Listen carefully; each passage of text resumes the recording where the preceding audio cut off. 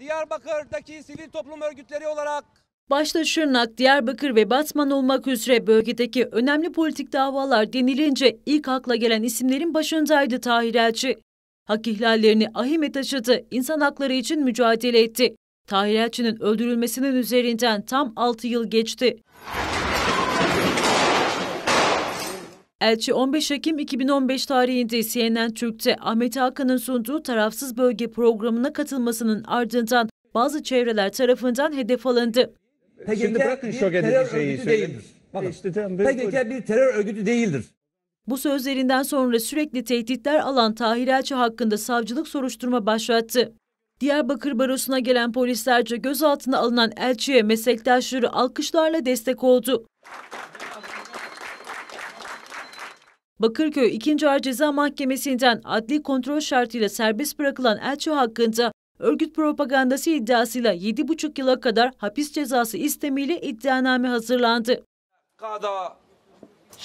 Serbest bırakılmasını takip eden günlerde Diyarbakır'ın Sur ilçesinde çatışmalar baş göstermiş ve ölüm haberleri gelmeye başlamıştı. Tahir Elçi ve arkadaşları ise 28 Kasım 2015 tarihinde çatışmaların son bulması için tarihi Sur ilçesinde bulunan 4 ayaklı minareye giderek basın açıklaması yaptı. İnsanlığın bu ortak mekanında silah, çatışma, operasyon istemiyoruz. Açıklama sona erdikten sonra Elçi, Sur'da yaşayan yurttaşlarla sohbet ettiği esnada silah sesleri duyulmaya başlandı. Elçi uğradığı silahlı saldırı sonucu hayatını kaybetti. Elçinin öldürülmesinin ardından savcılık iddianamesi ancak 5 yıl sonra 20 Mart 2020 tarihinde tamamlandı. 3'ü polis 4 kişinin yargılandığı davada henüz bir yol alınamazken davanın 4. duruşması 12 Ocak 2022 tarihine ertelendi. Tahir Elçi ailesinin avukatı Neşet Girasun davanın aydınlanması konusunda her şeye rağmen umutlu. Şu anda Türkiye'de yargı pratiği herkesin malumu, ancak biz bu konuda asla umutsuzluğa kapılmadık, kapılmayacağız. Biz gereken neyse ailenin, Tahir Elçi ailesinin avukatları, Diyarbakır Barosu, Tahir Elçi Vakfı olarak üzerimize düşeni yapmaya devam edeceğiz. Ve kısa vadede olmasa da orta ya da uzun vadede ben bu cinayetin bir şekilde aydınlatılabileceğini düşünüyorum.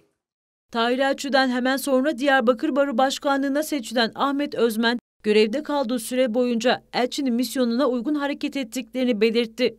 Diyarbakır Barosu Başkanlığı yaptığım dönemde ben bu misyona uygun hareket etmeye ve mücadeleyi sürdürmeye çalıştım. Daha sonraki gelen baro başkanlarımız ve yönetim kurullarımız da bunu esas alarak çalışmalar yürüttüler ve bundan sonra da Diyarbakır Barosu hep bu minvalde çalışacak.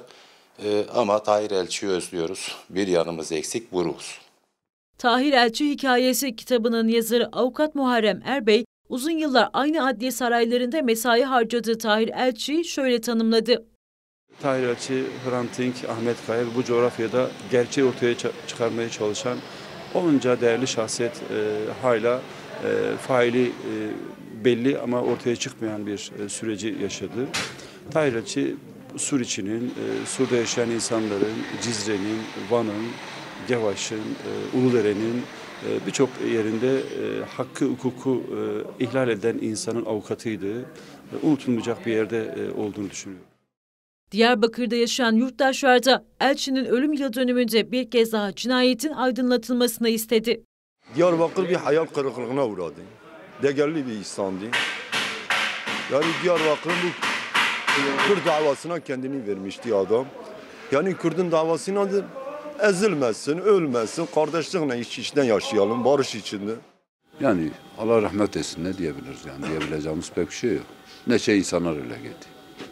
Allah hakkını bırakmasın. Haksız bir şekilde vuruldu.